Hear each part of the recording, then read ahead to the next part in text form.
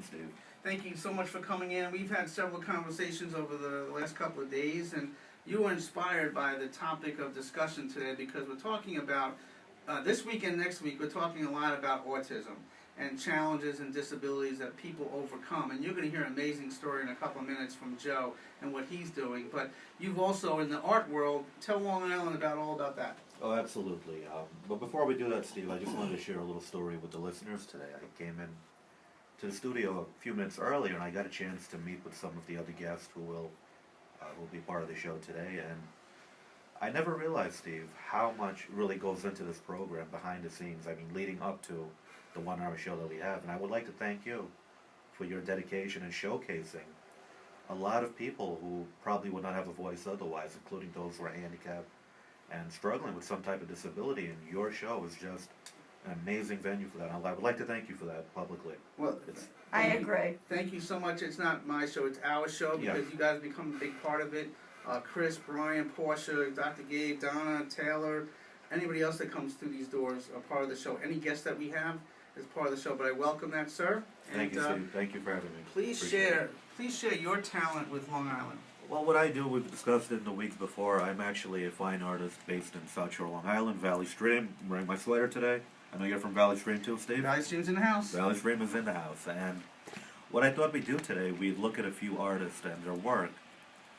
Artists who are struggling with some type of disability. And I was actually able to come across some work from Long Island artists who, really do some good pieces of work. Maria Ilio, a Greek artist, I believe I'm saying it right, suffers with autism spectrum disorder. She lives in Long Island, and she's an advocate for people who suffer from autism.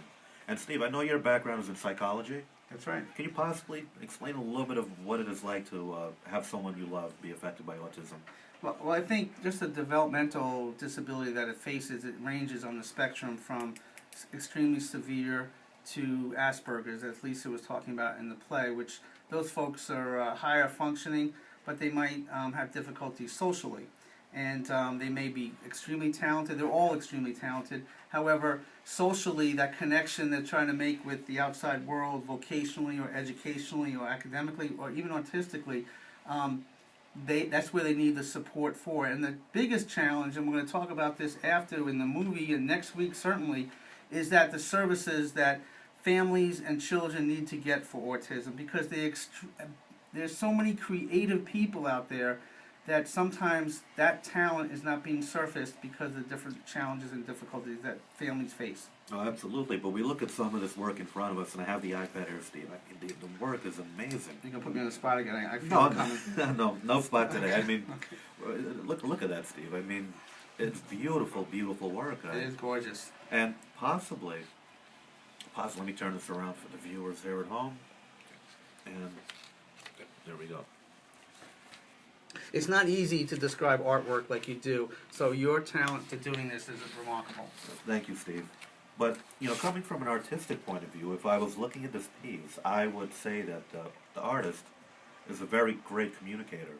And maybe, possibly, it could be the case that, like you were saying earlier, because of the lack of social skills, maybe this is this artist's way for communicating all the things that she cannot say otherwise. And it's really remarkable work. Remember a few weeks ago we were speaking about, technique and letting the viewer build a relationship with the piece. I mean, here we have a beach scene, a little bit of pebbles, a calm skyline. But we really don't have that. I mean, if you flip this piece upside down, it could be something totally different. It could be an abstract work of art. I mean, I'm looking at it personally. I'm seeing a Salvador Dali.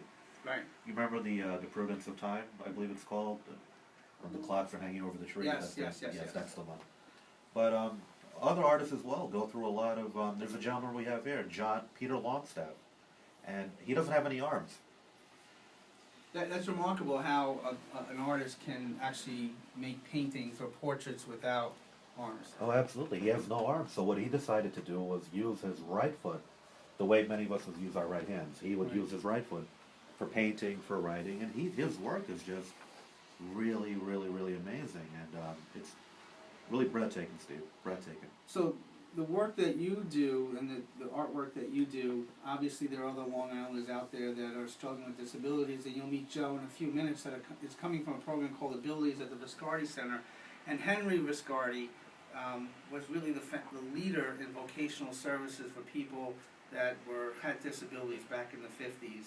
And he created this whole program and this movement for people with talent to really express themselves. And I see in art how that's done.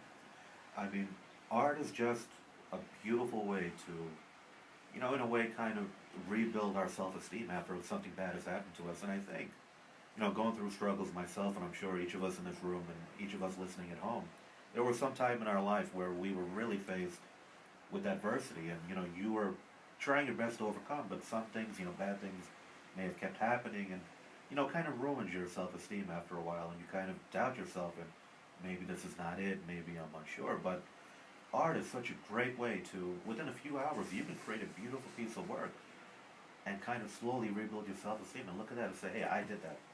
And that is why a few of the students that I do teach art also. I try to get them to realize that okay, your work may not be hanging in, the galleries or the museums or anything like that, but the fact that you can create a piece with your own hands, with your own feet in this case, it is something really second to none. And it's just amazing, Steve. And, there is a stigmatism about people with disabilities, unfortunately, and the thing is, I don't think we should look at them any bit different than anyone else for that matter, because we all struggle. And some of us, we may have a better support system, some of us may not. Some of us can express what we need, some of us cannot. But the fundamental thing is that we all need positive reinforcement. And I think art is one vehicle for that, where, someone who is struggling, someone who is depressed, someone who has autism, someone Asperger's, whatever it may be, they can slowly rebuild their self-esteem and live normal lives. That is such an amazing comment that you just made, and I really welcome your perspective and your insight and your education to the show. And I neglected to say, we have a segment titled for your segment. It's Masterpiece Radio with Matthew Kahn, right? We forgot, yeah. And we've got the music. Forgot the music. So we're going to get the next time you come on, real soon, we're going to get that music But what's for you. the name of the song that we picked, Steve? Don't Stop Believing. By Journey. By Journey, right. Don't Stop Believing. Maybe Brian during the show will give us 30 seconds I love of that song. Cool. Great song. It always makes you feel good, doesn't it? Yeah. Okay, well, we're going to thank you so much, Matthew. Masterpiece Radio here on the Chapters Wrap WGBB. He's going to stick around for the next segment. Joe Choinski after the break.